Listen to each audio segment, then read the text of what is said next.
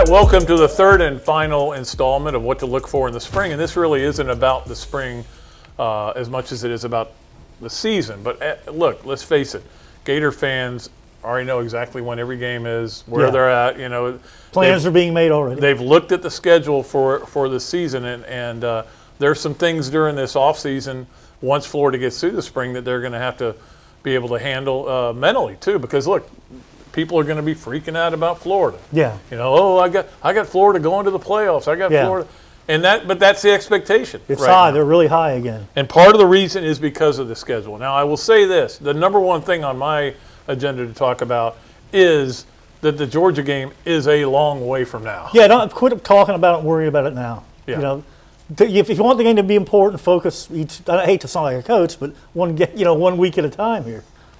That sounded exactly like it did, didn't it? Yeah. Well, apparently, you just hope for maximum effort too from all your players. Give 110%. Yeah. And everybody will be okay. It's how you practice. It tells how you're going to. And play. Georgia puts their pants on one leg at a time too. They're silver britches. Yeah.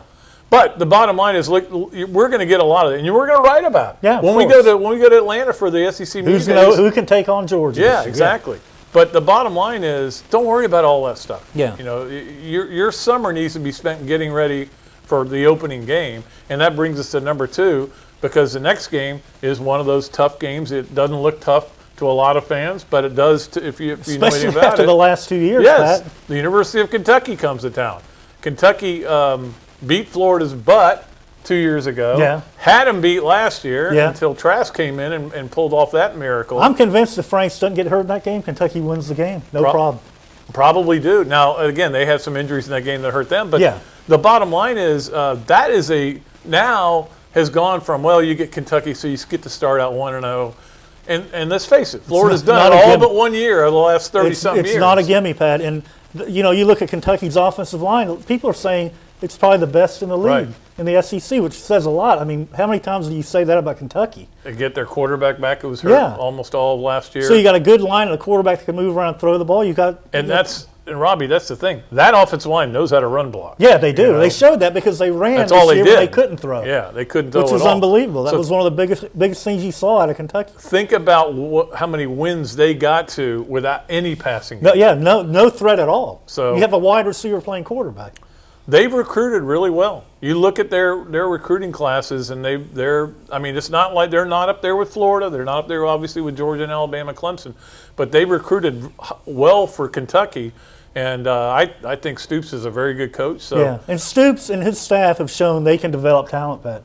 They remind me of Mullen and his staff in that regard, that you get a guy that you think can play, you don't care how many stars he has, can you develop him? And they've done a good job developing their talent. And number 3 is the 1 4-game run that Florida has. And this is where college football can be tough on the student athletes. You play 4 straight games. They're all SEC games. I know. And again, none of them involve. Look, we're not going to do the obvious. Florida's got to beat Georgia. We get it. We understand Everybody knows that. But this stretch where they go to Tennessee, which is, of course, getting all the love in the preseason.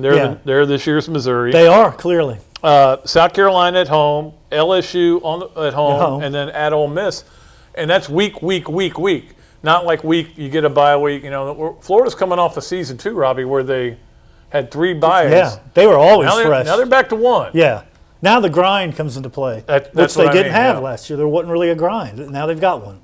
Yeah, it's going to be a tough grind, and how they get through that schedule is going to, then you kind of look at the possibility. Because look, in a perfect world, you want to get to the Georgia game again, and bring up the Georgia game.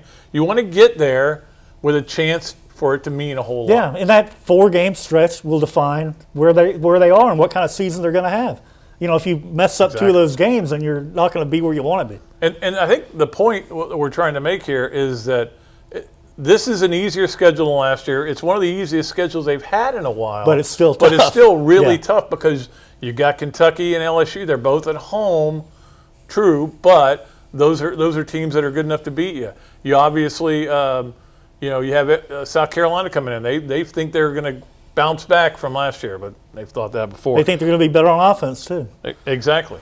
And then the final one is the trap game. Give me your trap game. My trap game 2020 is kind of, Lane Kiffin was kind of a little bit of a nemesis for Florida. The fact that he got in people's heads, including Urban Meyer For a that few one months, year. yeah.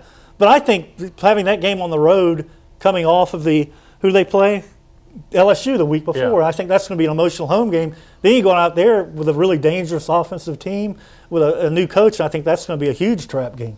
Yeah, it could be. And they're playing at a place where they haven't played. None of these players have played there, so it's going to be a strange environment. Dan Mullen's coached there, though. Yeah, he certainly has. But it's going to be, that will be a different kind of feeling. And again, part of it is we don't know what time the game's going to be. If it's an 11 o'clock game, that's almost terrible. You're not staying anywhere near it. So you're probably getting up at 5 in the morning. To drive to the game. If it's a night game, the crowd's a little more juice, and I don't think it'll be a 3:30 game. But a lot of it has to do as far as that game goes with let's see what Ole Miss is at that point. We don't know yet.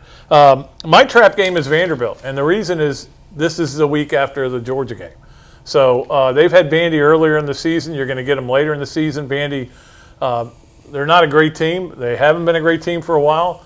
But they do get better as the season goes along. And if you do win that Georgia game, or you lose either way. Now you're going to Vandy where there's going to be no crowd, except you're going to be flat. And if you lose that game, your fans aren't even going there. Although I think they still like to go to Nashville. Yeah, I mean, you look back at how great the '96 team was. Yeah. They went up there and nearly blew that game. They were flat. There was no crowd, and all of a sudden they're in the fourth quarter in a 28-21 game with Vanderbilt. Well, they've had some tough games, very tough games up there. And look at how Florida has played recently after the Georgia game against Missouri. Right. Flat. Yeah, they got a break actually this year. This year Missouri wasn't right after that game. So we'll see. But all right, so that's going to do it for our look at spring and look ahead to this Florida team. Obviously, we got a lot more videos to come down the road, and we always look forward to it. Thanks to Brad McClenney for taking these for us, and thanks to you. The watchers, are they called watchers? Viewers. But are you viewing if you're getting it online? Yeah, because you're seeing it, you're viewing it. We're not writing it. I'm calling you watchers. No, or watchmen. You're viewers. Well, that's politically incorrect. Okay. Viewers, watchmen, and ladies, and watch ladies. Thanks for watching. We'll be back pretty soon. I'm obviously. You mean thanks for viewing? Obviously, for the spring game, we'll have a Swampcast for that. Yeah. After that game. Before and after, or just probably after? I don't know. Maybe before. We'll see. Got a chance. Never say. All right, that's going to do it. Pat Dooley and Robbie Andreu of the Gainesville Sun saying so long from the Sunshine State.